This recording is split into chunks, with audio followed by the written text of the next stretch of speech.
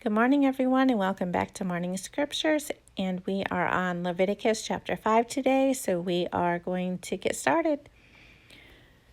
If anyone sins in that he hears a public adjuration to testify, and though he is a witness, whether he has seen or come to know the matter, yet does not speak, he shall bear his iniquity. Or if anyone touches an unclean thing, whether a carcass of any unclean wild animal, or a carcass of unclean livestock, or a carcass of unclean swarming things, and it is hidden from him, and he has become unclean, and he realizes his guilt, or if he touches human uncleanliness, of whatever sort of uncleanliness may be, with which one becomes unclean, and it is hidden from him, when he comes to know it and realizes his guilt, or if anyone utters with his lips a rash oath to do evil or to do good, any sort of rash oath that people swear, and it is hidden from him when he comes to know it, and he realizes his guilt in any of these. When he realizes his guilt in any of these, and confesses the sin he has committed, he shall bring to the Lord as his compensation for the sin that he has committed a female from the flock, a lamb or a goat for a sin offering. And the priest shall make atonement for him for his sin. But if he cannot afford a lamb, then he shall bring to the Lord as his compensation for the sin that he has committed 2 turtle doves or 2 pigeons. Then he shall bring as his offering for the sin that he has committed 1/10 of an ephah of flour, fine flour, for a sin offering. He shall put no oil on it, and shall put no frankincense on it, for it is a sin offering. And he shall bring it to the priest, and the priest shall take a handful of it as its memorial portion, and burn this on the altar, on the Lord's food offering. It is a sin offering. Thus the priest shall make atonement for him for the sin which he has committed in any one of these things, and he shall be forgiven, and the remainder shall be for the priest, as in the grain offering.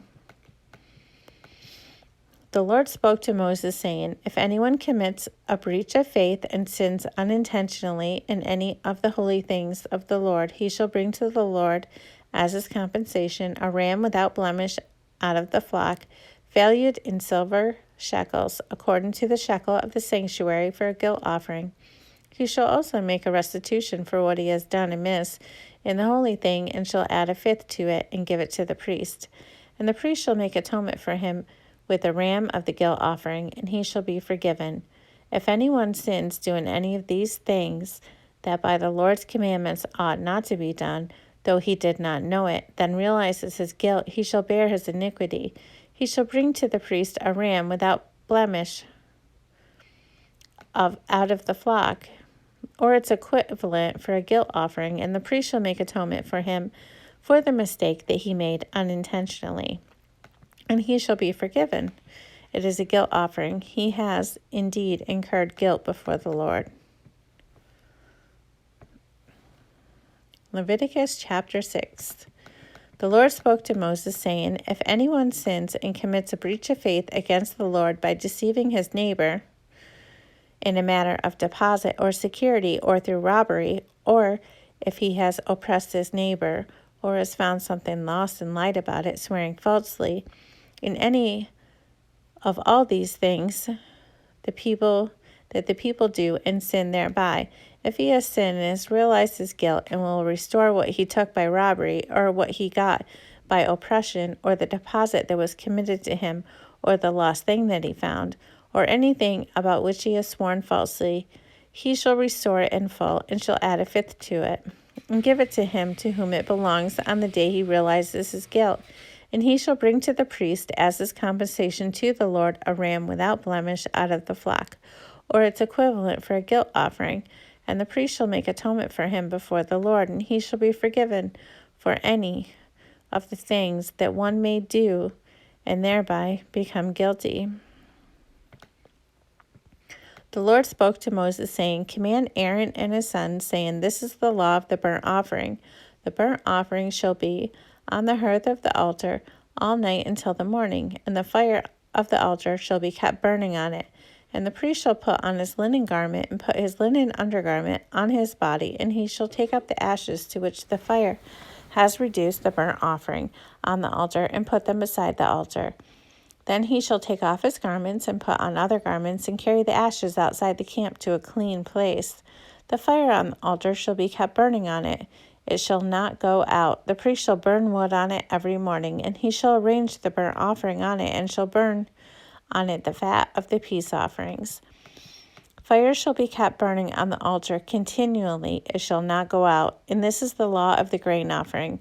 The sons of Aaron shall offer it before the Lord in front of the altar, and one shall take from it a handful of the fine flour of the grain offering, and its oil, and all the frankincense that is on the grain offering, and burn this as its memorial portion on the altar, a pleasing aroma to the Lord.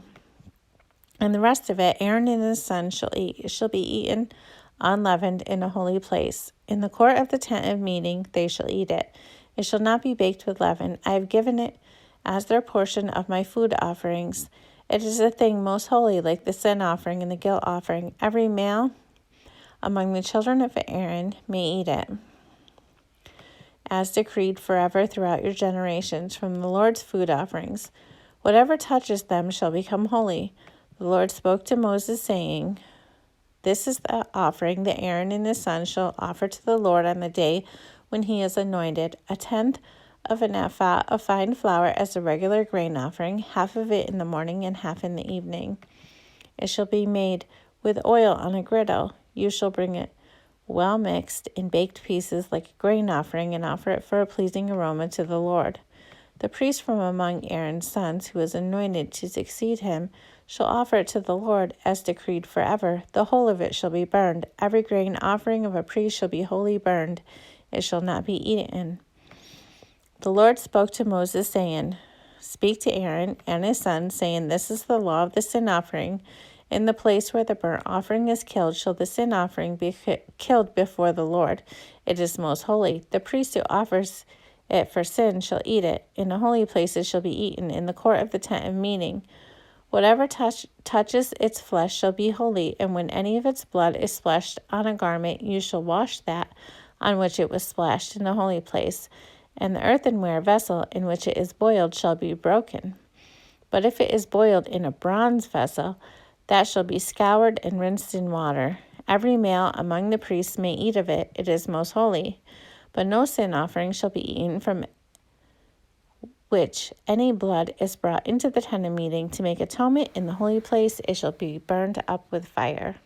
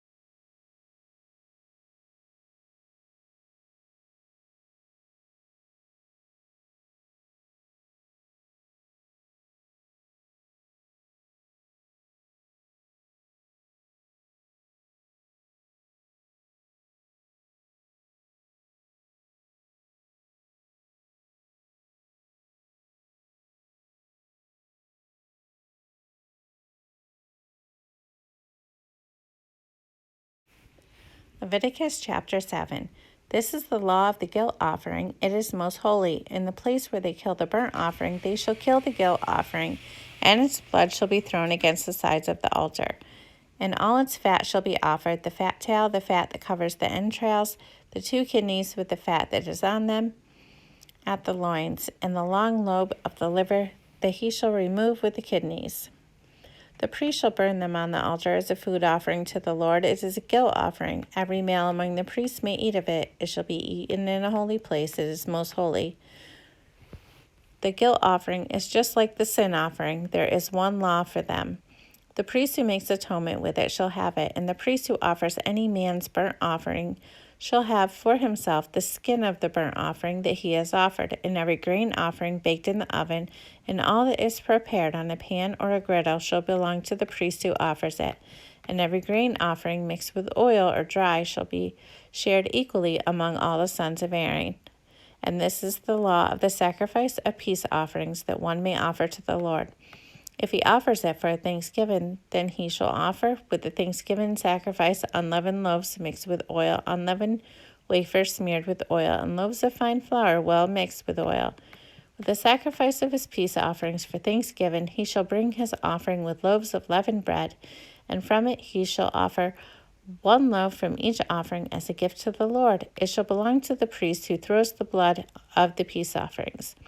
And the flesh of the sacrifice of his peace offerings for thanksgiving shall be eaten on the day of his offering. He shall not leave any of it until the morning. But if the sacrifice of his offering is a vow offering or a free will offering, it shall be eaten on the day that he offers his sacrifice, and on the next day what remains of it shall be eaten. But what remains of the flesh of the sacrifice on the third day shall be burned up with fire. If any of the flesh of the sacrifice of his peace offerings is eaten on the third day, he who offers it shall not be accepted, neither shall it be credited to him. It is tainted, and he who eats of it shall bear his iniquity. Flesh that touches any unclean thing shall not be eaten, and shall be burned up with fire. All who are clean may eat flesh.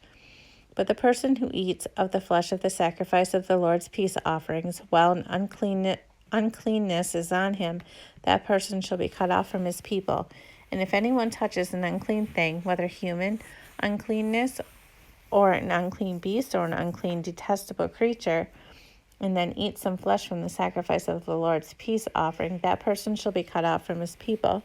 The Lord spoke to Moses, saying, Speak to the people of Israel, saying, You shall eat no fat of ox or sheep or goat. The fat of an animal that dies of itself, and the fat of one that is torn by beasts may be put to any other use, but on no account shall you eat it.